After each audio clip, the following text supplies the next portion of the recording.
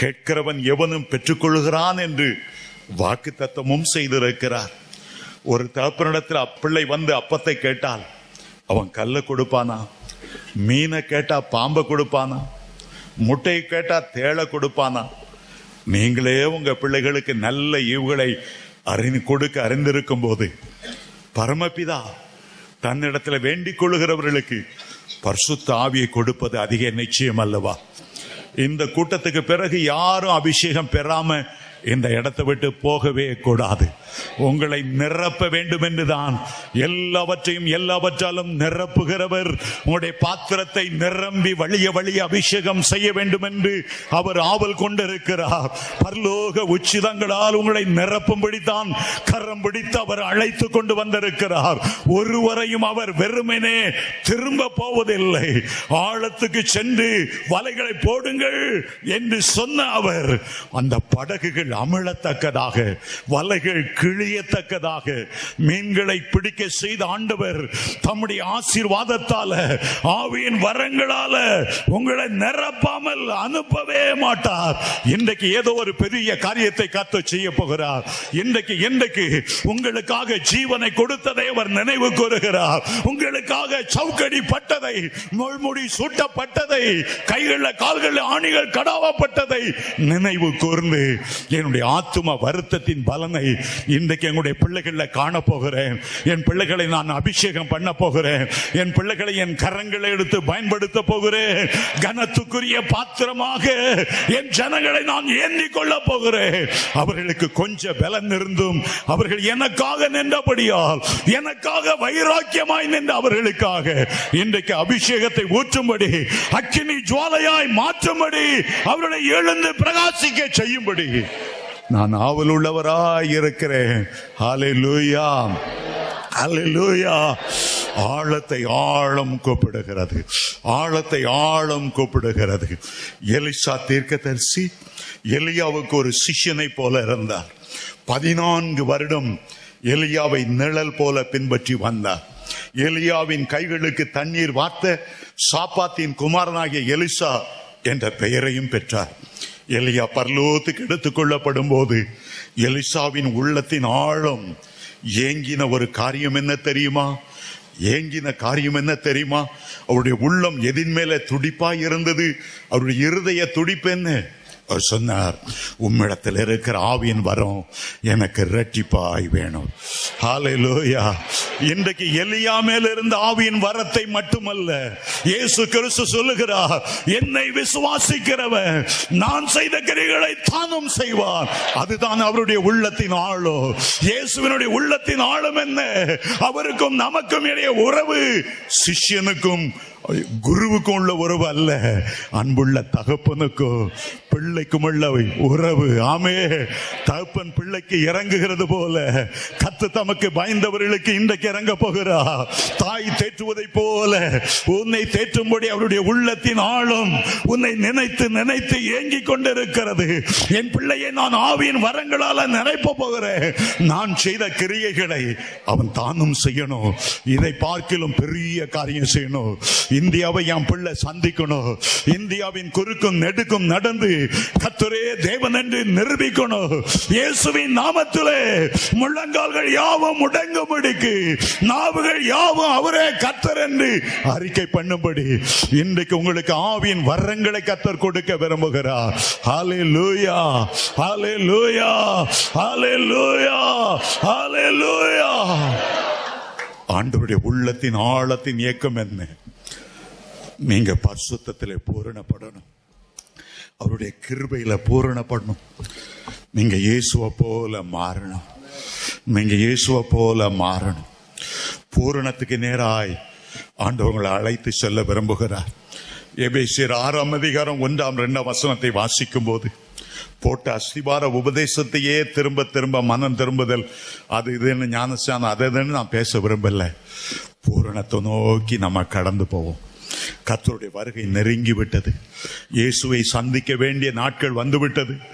இன்றைக்கு உங்களுடைய உள்ளத்தின் ஆழம் ஏங்க வேண்டும் என்றால், இயேசுவே என்னை உம்மை போல மாற்றும், என்னை காண்கிறவர்கள் என்னிலே என்னை அல்ல, என்னிலே உம்மை காணும்படி, உம்முடைய சாயலை காணும்படி, உம்முடைய பரிசுத்தத்தை காணும்படி, உம்முடைய தாழ்மையை காணும்படி என்னை உம்மை போல மாற்று. உள்ளத்தின் ஆழம், தேவனுடைய ஆழத்தை நோக்கி கெஞ்சட்டும். பரிசுத்தவான்கள் இந்த கடைசி நாட்கள்ல உலக பிரகாரமான காரியங்களை ஈடுபடுவதை விட்டுவிட்டு இயேசுவை போல மாறணும். அவருடைய வருகையில காணப்படணும். அவர் இருக்கிற வண்ணமாய் நாம் அவரை தரிசிப்பதினாலே அவருக்கு ஒப்பாய் நான் மறுரூபமாக வேண்டுமே. எக்கால சத்தம் துணிக்கும் போது மகிமையின் மேல் மகிமை அடைந்து, மகிமையின் மேல் மகிமை அடைந்து அவரை போல மாறணுமே. ஹல்லேலூயா. மனிதனுடைய உள்ளத்தின் ஆழம் தாகம், இயேசுனுடைய உள்ளத்தின் ஆழம் உங்களை மகிமையின் மேல் மகிமை அடைய செய்யணும். மகிமைப்படுத்தினவர் இன்றைக்கு உங்களை மகிமைப்படுத்துவார், உங்களை மகிமைப்படுத்துவார். நீங்கள் மகிமையின் மேல் மகிமை அடையும்படி உங்களை மகிமைப்படுத்துவார். உங்களுடைய ஓட்டம் ஜெயத்தோடு முடியும். நீங்க அந்த மகிமையின் தேசத்தில் கர்த்தரோடு என்றென்றைக்கும் வீற்றிருப்பீர்கள். ஆமென். ஹல்லேலூயா, ஹல்லேலூயா. அன்றைக்கு தாவீது எர்மோன் மலையிலும் யோர்தான் தேசத்திலும் சிறு மலையிலும் இருந்து உம்மை நோக்கி கூப்பிடுகிறேன். ஒரு நாள் வந்தது, கர்த்தர் சவுலை தூக்கி எறிந்து விட்டு தாவீதை ராஜாவாய் கொண்டு வந்தார். இஸ்ரவேலின் கோத்திரத்தை அரசாளுகிறவராய் கொண்டு வந்தார். ஹல்லேலூயா. இதுவரை பல தோல்விகளோடு துக்கங்களோடு நீங்கள் தெரிந்து அலைந்து இருக்கட்டும். ஆனால் இன்றைக்கு கர்த்தர் ஒரு திருப்பத்தை கொண்டு வரப்போகிறார். உன்னுடைய சோதனையின் காலங்கள் முடிந்தது. ஆண்டவர் உன்னை வனைந்து உருவாக்கினவர் இனி பயன்படுத்துகிற காலம் வருகிறது. உன்னுடைய கர்த்தருடைய கரத்திலே நீ அலங்காரமான கிரீடமாக, தேவனுடைய கரத்திலே நீ ராஜ முடியாக இருக்க போகிற நாட்கள் வருகிறது. ஹல்லேலூயா. உன்னை மகிமையாய் பயன்படுத்துவார், உன்னை வல்லமையாய் பயன்படுத்துவார். வேதத்தில் என்னென்ன ஆவியின் வரங்கள் உண்டோ அவ்வளவற்றினாலே உன்னை முடிசூட்டி உன்னை கனப்படுத்துவார். கைகளை தட்டி ஆண்டவருக்கு நன்றி செலுத்துங்க. ஹல்லேலூயா, ஹல்லேலூயா, ஹல்லேலூயா, ஹல்லேலூயா, ஹல்லேலூயா. டிஎல் ஆஸ்பான் அவருடைய கூட்டத்துக்கு நான் மதுரைக்கு போயிருந்தேன்.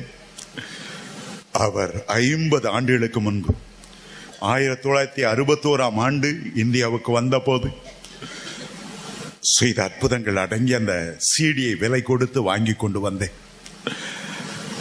அது விசிடி. நான் அதை போட்டு பார்த்தேன்.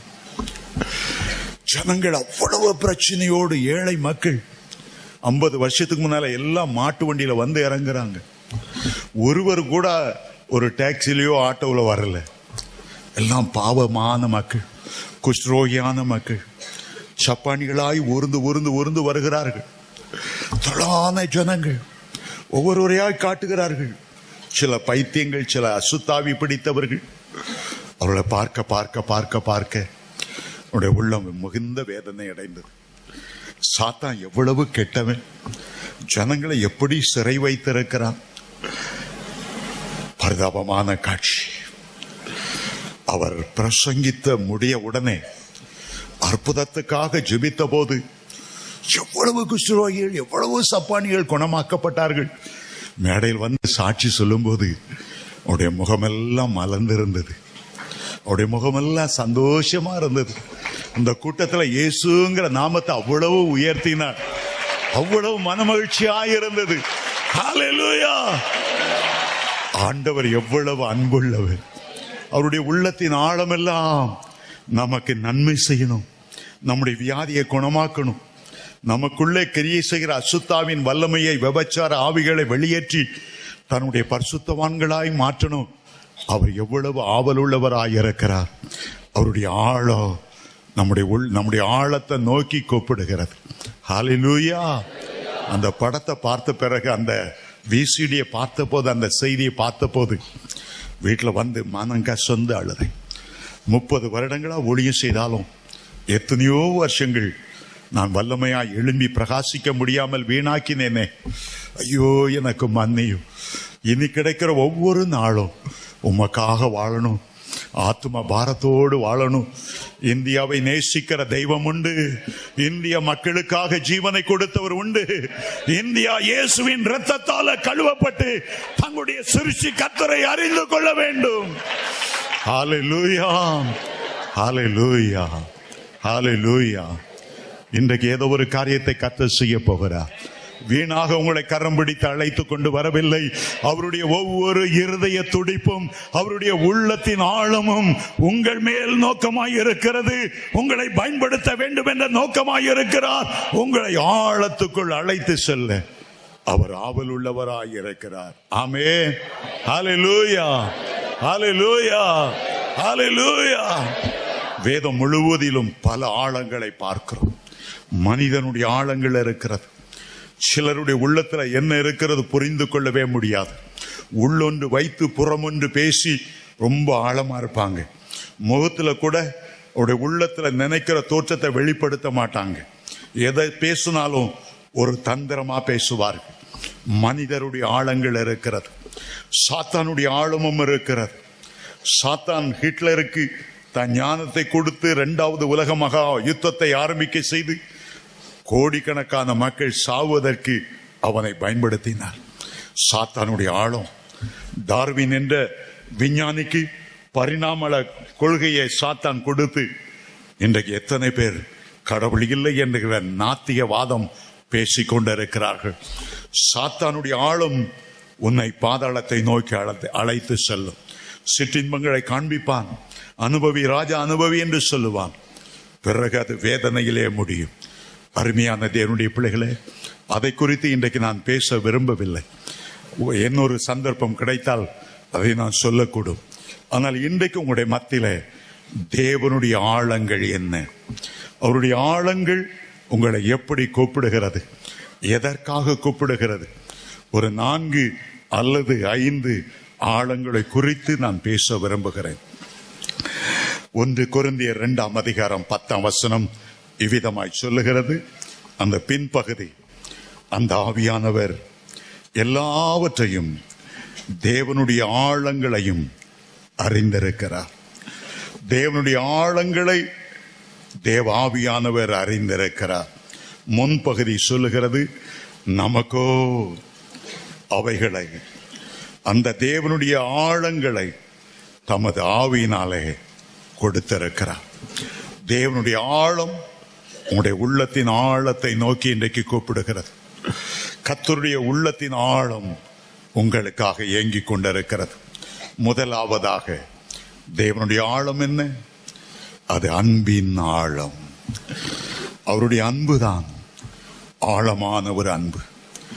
எபேசியர் 3:18 வாசிக்கும் போது, சகல பரிசுத்தவான்களோடும் கூட கிறிஸ்துவனுடைய அன்பின் அகலமும் நீளமும் ஆழமும் உயரமும் இன்னதென்று அறிந்து.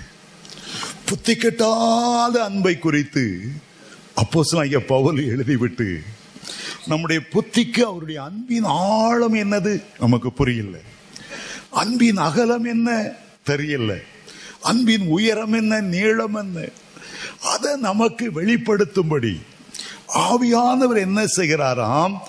தேவனுடைய அன்பின் ஆழங்களை நமக்கு வெளிப்படுத்துகிறார். அவருடைய அன்பின் ஆழத்தை நாம நினைத்து பார்க்கும்போது, பரலோக தேவன் அவ்வளவு பொற்சொல வீதியில உலாவினவர், தேவதூதர்களால் ஆராதிக்கப்படுகிறவர், மகிமையின் ராஜா இந்த ஆழத்துக்குள்ள இறங்கி பூமி மட்டும் வருவதற்கு அவருடைய அன்பு எவ்வளோ பிரவாகித்திருக்கும். பிதாவாகிய தேவன் தன்னுடைய ஒரே பேரான குமாரனை நமக்கு கொடுப்பதற்கு அவருடைய உள்ளத்தின் ஆழம் எவ்வளவு ஏங்கி இருக்கும். ஆபிரகாமுக்கு தன்னுடைய ஒரே பேரான மகனை ஏகசுதனை அந்த பலிபீடத்துல கடத்தும் போது ஆபிரகாமுடைய உள்ளம் எவ்வளவு துடித்திருக்கும். ஆனால் அருமையான தேவனுடைய பிள்ளைகளே, பிதாவாகியவர் அந்த அன்பின் ஆழத்தை நமக்கு வெளிப்படுத்த சித்தமானார். குமாரனாய் இயேசு அந்த அன்பின் ஆழத்தை